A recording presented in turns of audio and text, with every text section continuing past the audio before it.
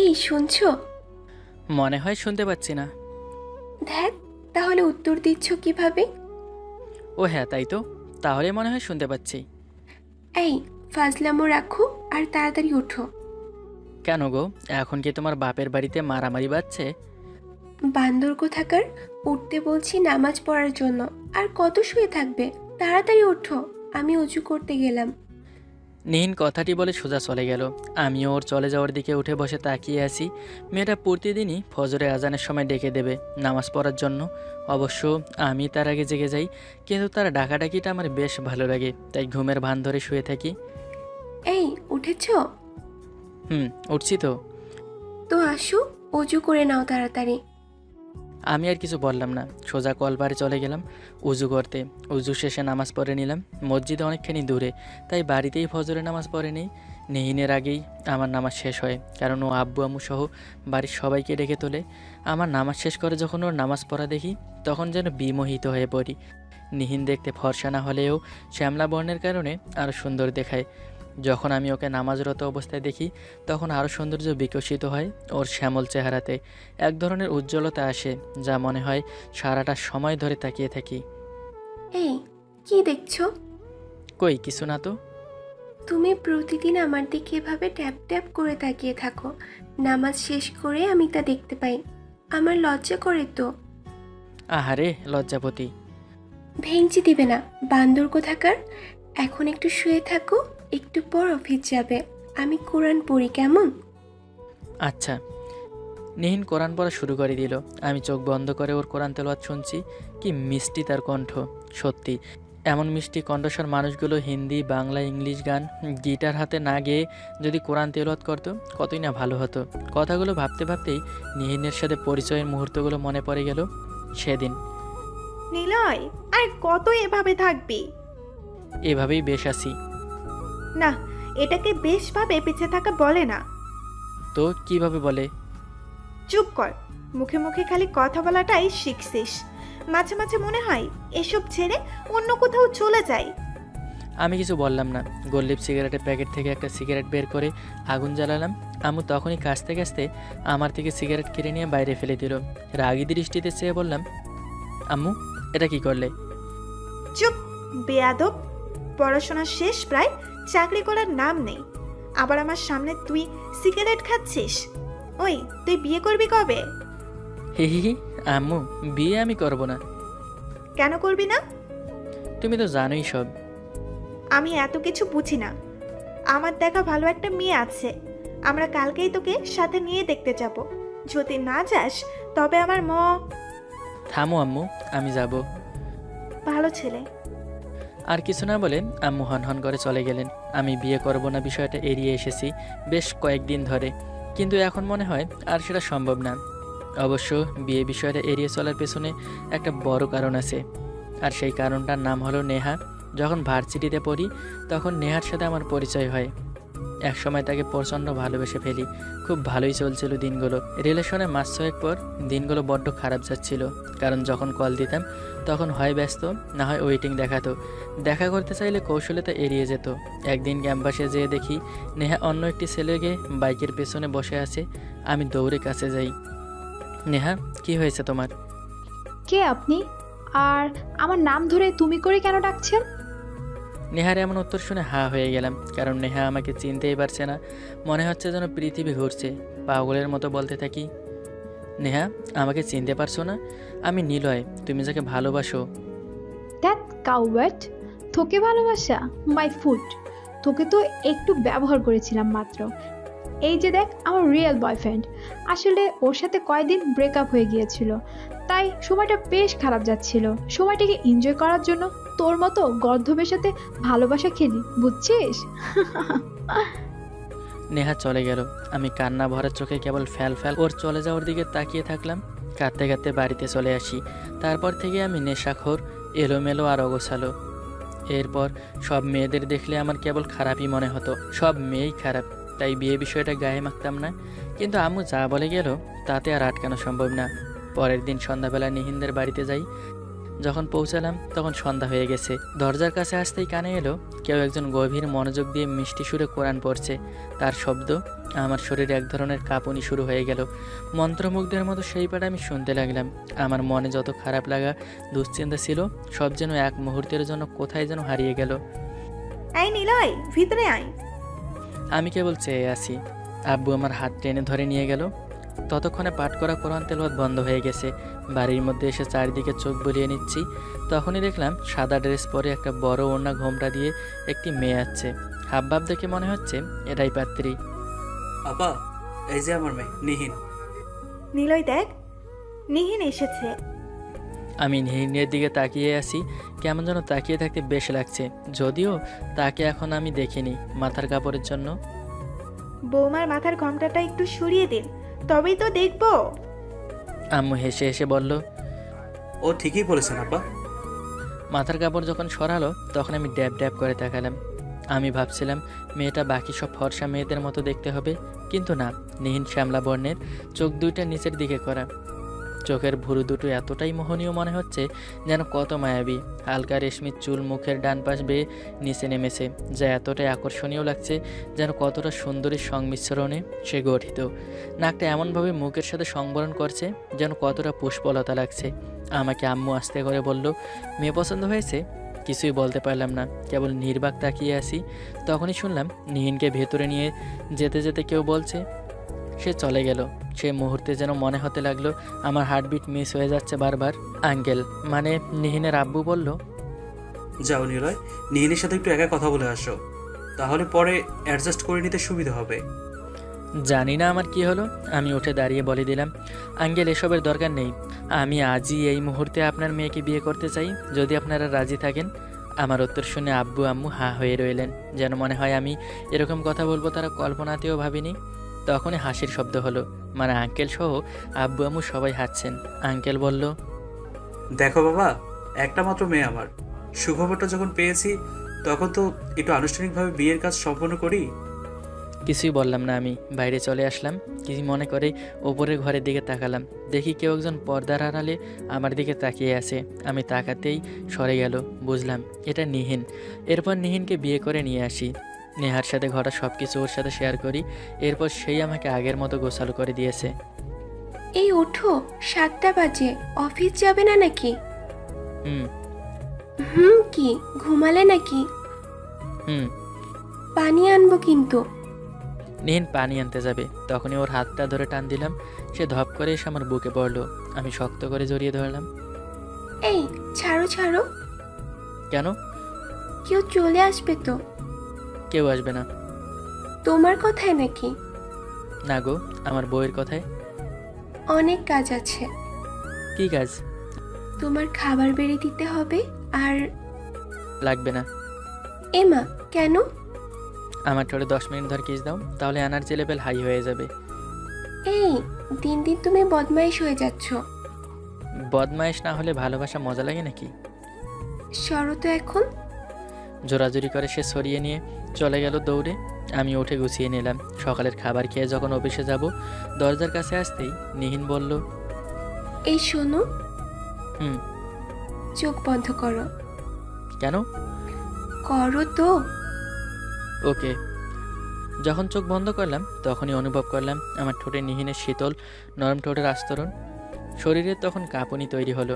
এক ঝটকায় কেমন যেন কাঁপতে লাগলাম। নিহিন ছেড়ে দিয়ে ভেতরে চলে গেল। যাওয়ার সময় আস্তে করে বলল, সাবধানে যাবে, এনার্জি লেভেল আপ করে দিলাম। বান্দর হাজবেন্ড একটা। আমি মুচকি হেসে নিজেকে দেখতে লাগলাম যে আমি কোন দিক দিয়ে বান্দর। লেজহীন ভদ্র মানুষ বান্দর। Hi, hello. ভালো আছেন? জি ভালো আছি। তা কি করছেন? আপনি যা করছেন তাই করছি। মানে? আপনিও ফেসবুক ইউজ করছেন, আমিও। লিখলো আপনার নামটা জানতে পারি? কেন? দেয়া আছে তো আইডিতে। না মানে আপনি বললে আর একটু বেশি ভালো লাগতো। ও তাই বুঝি। হুম কেন বিশ্বাস হয় না? হলো তো। আমার নাম ছোঁয়া। আর আপনার নাম? হঠাৎ করে এসএমএস আসা বন্ধ হয়ে গেল। মেয়েটি ভাবতে লাগলো কি হলো। 10 মিনিট পর ছেলেটি আবারও এসএমএস করলো। আচ্ছা, আপনার একটা পিক দেখতে পারি? কেন? এভাবে না দেখে কি কথা বলা যায় না? এভাবেই কথা বলতে বলতে মেয়েটি ঘুমিয়ে পড়লো। ঘুম ভাঙার পর ফোন হাতে নিয়ে দেখলো অনেকগুলো এসএমএস জমে আছে ইনবক্সে। ছেলেটি লাইনে নেই, তবুও মেয়েটি একটা ছোট্ট এসএমএস করলো ছেলেটিকে। কিছুক্ষণ পর ছেলেটি মেয়েটির এসএমএস দেখে অনেকটাই অবাক হয়ে গেল। এসএমএসটা ছিল, সরি। ছেলেটি ভাবতেও পারেনি মেয়েটি ওকে সরি বলবে। ছেলেটি এসএমএস করলো, ভালো আছেন? কিন্তু আপনি একটা কাজ ভালো করলেন না। আমি কি করলাম? কাল নাম জিজ্ঞেস করেছিলাম আপনার, উত্তর দেন নাই। ও, আসলে ভুলেই গিয়েছিলাম, দুঃখিত। আমার নাম হিমেল। খুব সুন্দর। আচ্ছা, কাল আপনার কাছে আমি একটা জিনিস চেয়েছিলাম, কিন্তু কি জিনিস? আমি কিন্তু খুব তাড়াতাড়ি সব ভুলে যাই। আপনি দয়া করে আবার বলুন। না মানে একটা পিক চাইছিলাম আর কি। ও আচ্ছা, তাই না? হুম। মেয়েটি অর্ধেক মুখ ঢেকে একটা পিক দিল আর বলল, এবার হ্যাপি? ও অর্ধেক চেহারার পিক দিলেন যে? আপনি কি আমাকে বিশ্বাস করতে পারছেন না? ইয়ে মানে আমি আর দিতে পারবো না, দুঃখিত। প্লিজ, আপনি আমাকে আর বাকি 10টা ছেলের মতো ভাববেন না। প্লিজ একটা ফুল পিক দেন, প্লিজ প্লিজ প্লিজ। আচ্ছা দিতে পারি, কিন্তু কিন্তু কি বলুন? আপনি কাউকে দিতে পারবেন না, প্রমিস করুন। ওকে, আপনার কথা আমি মেনে নিলাম। অতঃপর মেয়েটি একটা বোরকা পরা পিক দিল, কিন্তু চেহারাটা পুরোই দেখা যাচ্ছে। দুজনে চুপ হয়ে রইল, কেউ কিচ্ছু লিখছে না কাউকে। কিছুক্ষণ পর ছেলেটি বলল, আপনি খুব সুন্দর, আর বোরকায় আপনাকে আরো বেশি ভালো লাগছে। সত্যি বলছেন? হুম। কেন, আপনি জানেন না? কই না তো। আচ্ছা, সকালে নাস্তা করেছেন? এখনো না। খেয়ে নিন, আমি এখন খাবো। টাটা। খাওয়া দাওয়া শেষ করে ছেলেটি লাইনে এসে দেখলো মেয়েটি লাইনেই আছে। ছেলেটির খুশির সীমা নেই, তবুও একটু ভয়ে ভয়ে একটা এসএমএস করলো, আপনি কি ফ্রি নাকি ব্যস্ত? ফ্রি আছি। কেন বলুন তো?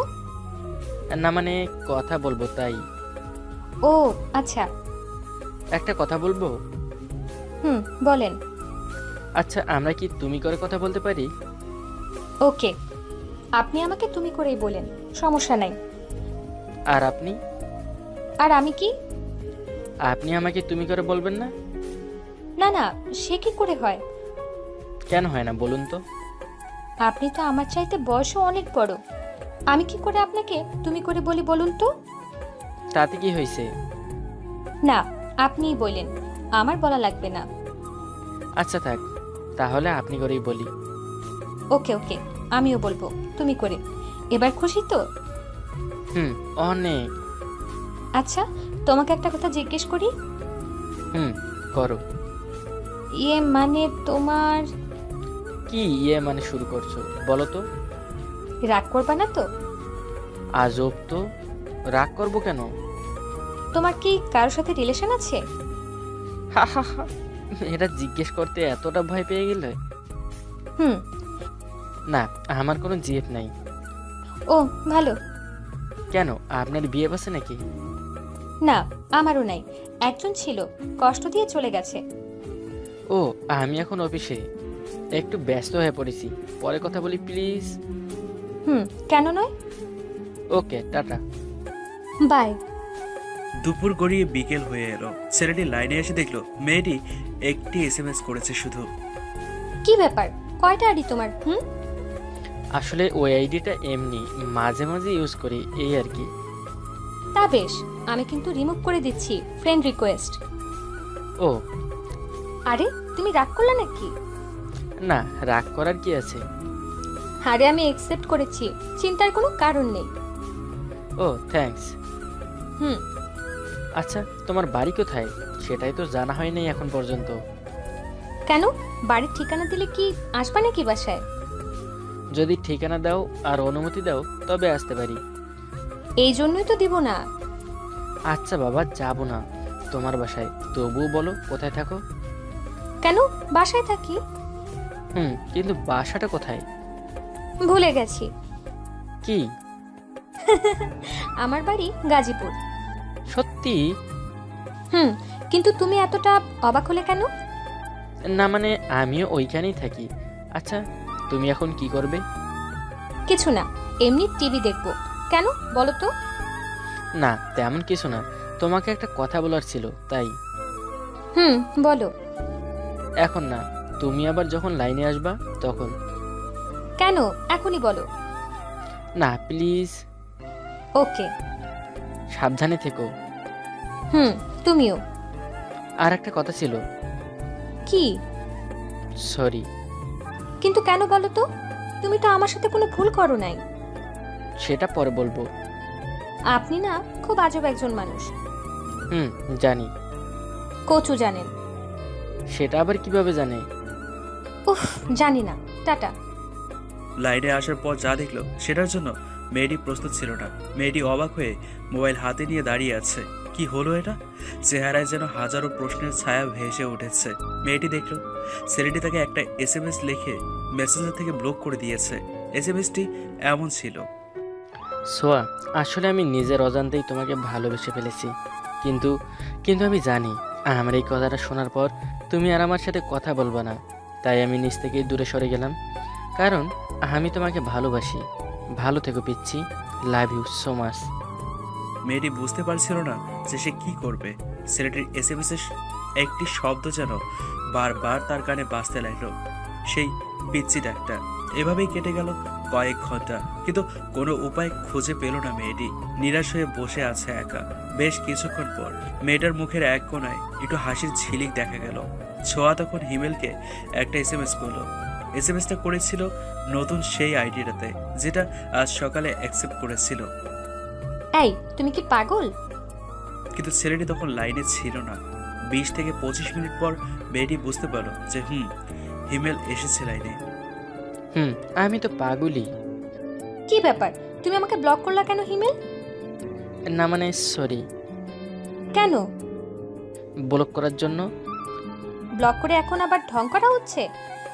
না, আমি ঢং করতে পারি না। হয়েছে হয়েছে, আর ন্যাকামি করতে হবে না। হুম, আচ্ছা। আবার কিসের আচ্ছা? আনব্লক করো। ওকে। এই শোনো, মানুষের মানুষকে ভালো লাগতেই পারে, তাতে এরকম করার কি আছে? আসলে আমি বুঝতে পারিনি যে তুমি ব্যাপারটা হালকাভাবে নিবা। ভাবছিলাম। কচু ভাবছো? আবার কসু? আচ্ছা, বাদ দিলাম। ধন্যবাদ। উত্তরটা দিলে না যে? কিসের উত্তর? না কিছু না। ওকে হিমেল, শোনো, ঘুমায়া যাও, আমার খুব ঘুম পাইছে। শুভরাত্রি। সোয়া, উত্তর নেই কোনো। এভাবেই কথা বলতে বলতে কেটে গেল কিছুদিন। হিমেল নানানভাবে মেয়েটিকে প্রপোজ করেই চলেছে, কিন্তু মেয়েটির দিক থেকে কোনো আশা পেল না। ছোঁয়া শুধু ইগনোর করতো হিমেলের সেই প্রপোজের কথাগুলো। সোয়া, আমি তোমাকে অনেক ভালোবাসি। হিমেল, ভালো আছো? সোয়া, ভালোবাসি অনেক তোমাকে। কি করছো? সোয়া প্লিজ ইগনোর করো না। আমি সত্যি সত্যি তোমাকে অনেক অনেক ভালোবাসি। আমি জানি তুমি আমাকে ভালোবাসো, কিন্তু আমার কিছুই করার নেই। I am sorry. কিন্তু কেন? জানি না। আচ্ছা, তোমার কি আমাকে ভালো লাগে না? লাগে। তাই বলে কি ভালোবাসতে হবে? তাহলে কেন তুমি আমাকে গ্রহণ করছো না? প্লিজ বলবা? হিমেল, ট্রাই টু আন্ডারস্ট্যান্ড। আমি রিলেশনে জড়াতে পারবো না। কেন? এমনি। এমনি কি আবার কেউ না করে নাকি? আমি ইচ্ছা করলেও জড়াতে পারবো না। কেন বলবা তো? কিছু না। এভাবে কেটে গেল আরো কিছুদিন। ছেলেটির পাগলামি বাড়তেই লাগলো। এদিকে মেয়েটিও অনেকটা দুর্বল হয়ে পড়েছে ছেলেটির ওপর। হঠাৎ একদিন ছেলেটি বলল, তুমি আমাকে ভালোবাসো কিনা? মেয়েটি ভাবেছিল কি বলবে।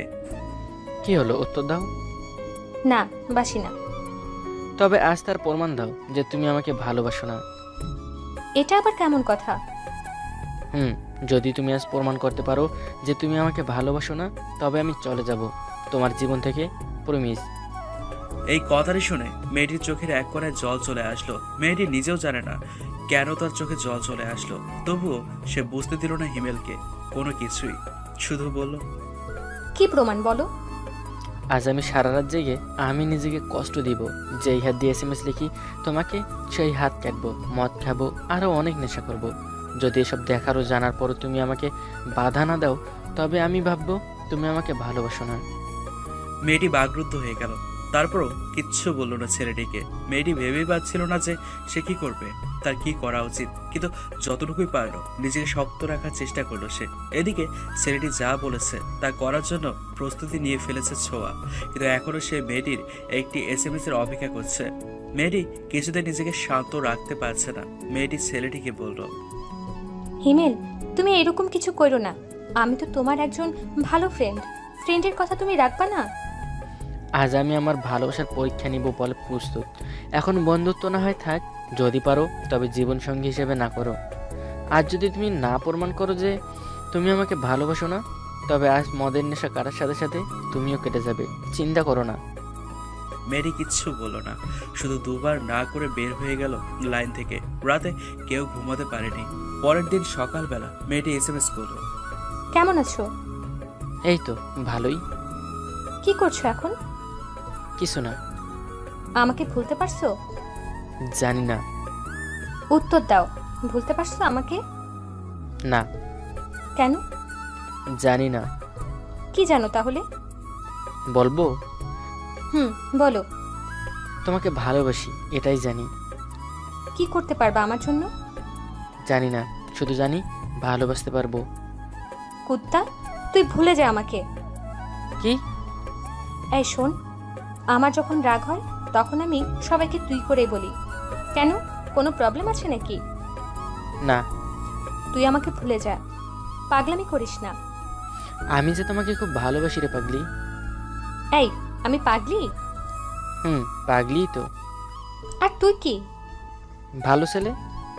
ইস, তুই একটা হারামি। আচ্ছা, আমি হারামি? এই হারামিটাকে একটু ভালোবাসতে পারবা না তুমি? না। এভাবেই বাড়তে লাগলো তাদের ঝগড়া, দুষ্টুমি, রাগ, অভিমান, ভালোবাসা। যত দিন যাচ্ছে ছোঁয়া ততই হিমেলকে ভালোবেসে ফেলছে। ছোঁয়া বুঝে গেছে যে সে হিমেলের প্রেমে পড়ে গেছে। হিমেল প্রতিদিন তাকে একবার হলেও নিজেই মনের কথাটা বলে। ছোঁয়া আর পারছিল না নিজের মনের কথাটা লুকিয়ে রাখতে। এদিকে আবার লজ্জায় বলতেও পারছিল না। একদিন ঠিক করলো যে আজ হিমেলকে আজ বলে দেবে। কি করছো হিমেল?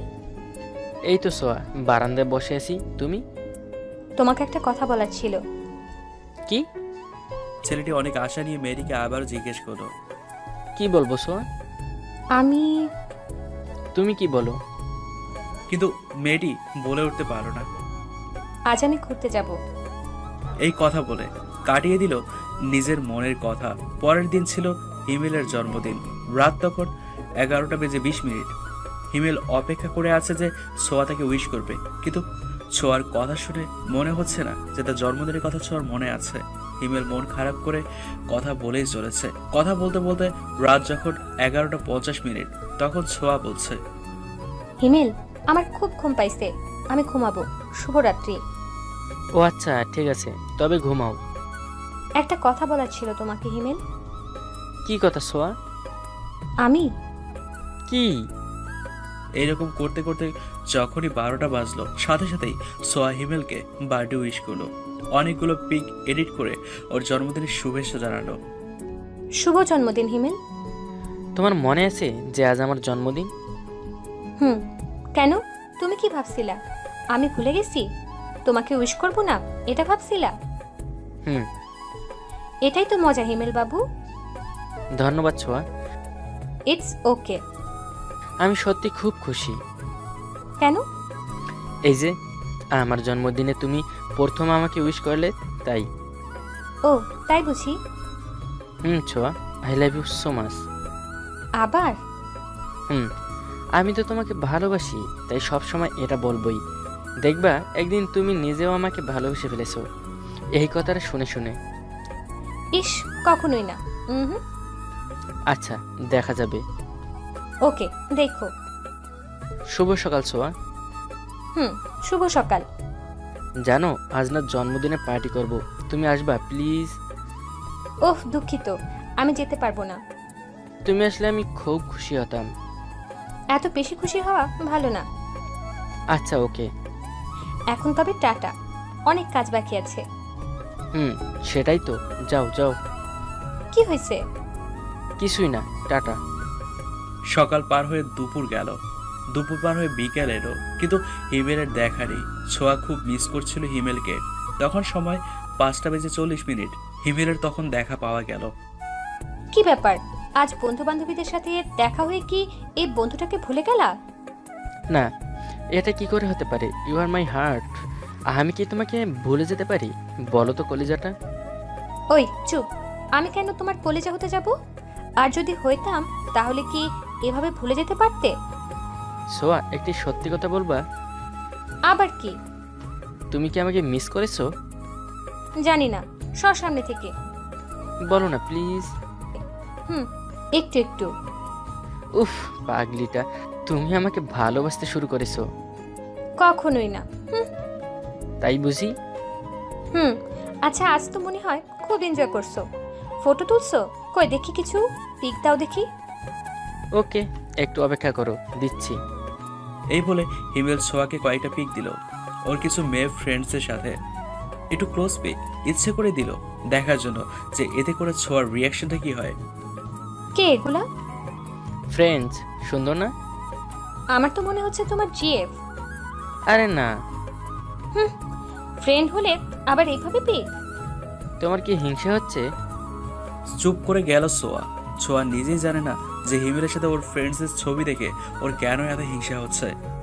কি হলো সোয়া? কই কিছু না। চুপ করে আছো? এমনি ভালো লাগছে না, পরে কথা বলি।